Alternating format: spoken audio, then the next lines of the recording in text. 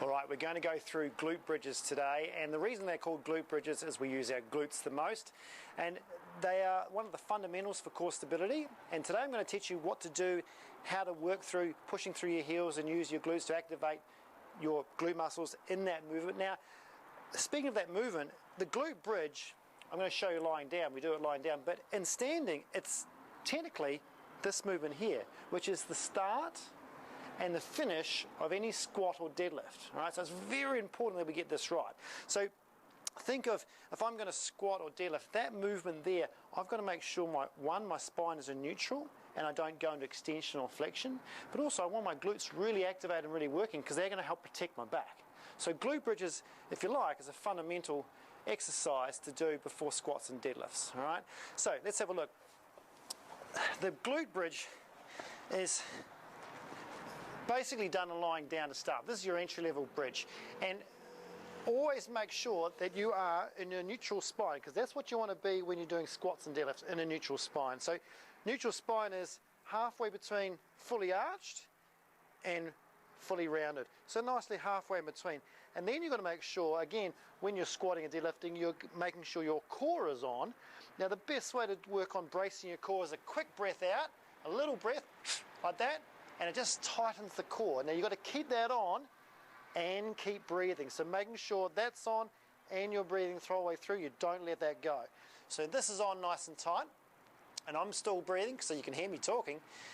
When I go into a bridge, I'm going to start putting weight down through my heels. So I put weight down through my heels, which pre-fires me here, and then I just keep pushing down my heels as I'm pushing them through the ground, and my pelvis will rise up.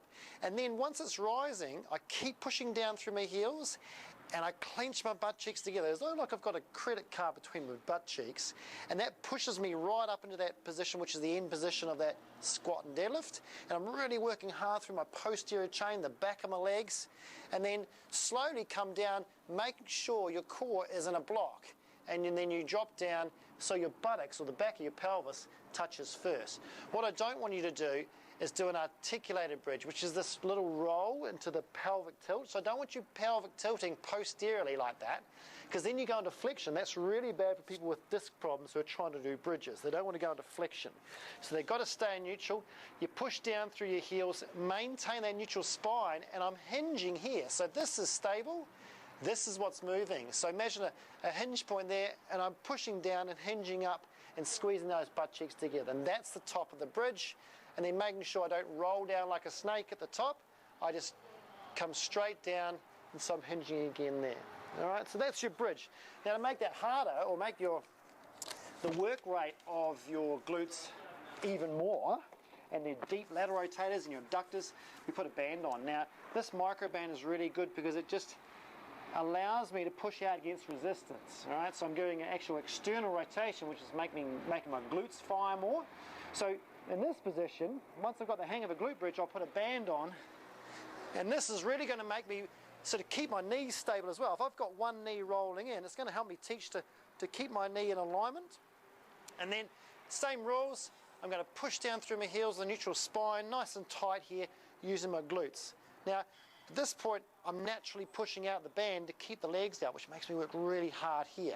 All right, so once you've got a bit of strength, you can put the band on to add some more resistance if you like. All right, so that's your band, that's your level 2. Now to go one step above that, you need to go into one leg, which is really helpful for single leg stability or single leg hip stability.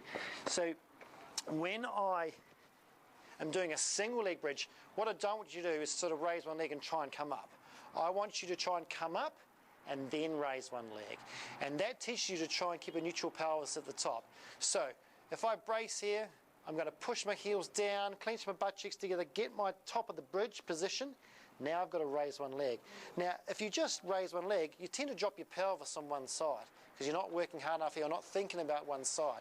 So when you come up, you've got to then put all my weight through my right leg to raise my left. So weight down through my right heel, clench my right buttock harder without cramping my hamstring, and I'm just going to try and slowly lighten the left, keep my pelvis level, and float that off. So you can see that pelvis is level, put my heel back down the ground, then I'm going to swap sides, clench my left buttock, weight down through my left heel, raise my right leg, put it back down the ground, and then not roll down, just drop down into that position there. Okay, so make sure that you're not letting your pelvis tilt left and right, and if you are a bit weak on the exercise, what you can do is just lighten one leg. So you sort of lift one heel off. It's almost like you're about to float one leg and then put it back down the ground again. Other side, float one leg off until you've got enough strength and control that, that leg just floats off the ground and back down and then drop down. And that's it.